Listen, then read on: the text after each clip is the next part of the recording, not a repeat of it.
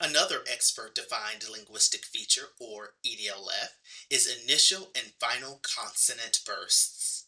This includes lack of a burst of air where one would be expected, or the presence of a burst of air where one would not be expected in the production of certain consonant sounds at the beginning or end of a word. When we use the term burst, we're referring to a puff of air that we often hear when we produce consonant sounds such as p or b, t or d, and so on.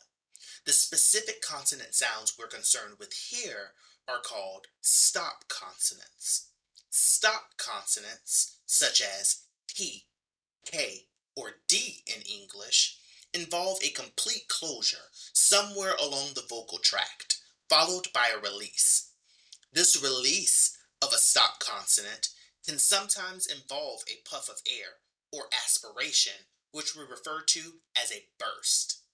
If I say, let's go get pizza, notice my emphasis on the P consonant sound at the beginning of the word pizza.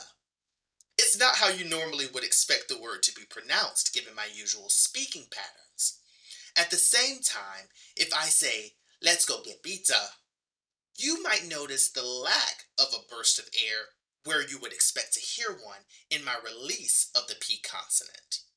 Sometimes in fake clips, we hear an overexpressed burst at the beginning or end of a word, or a missing burst of air where we would expect to hear one. Hearing something like this at the start or end of a word that sounds out of place in an audio sample could clue you in that it might be fake.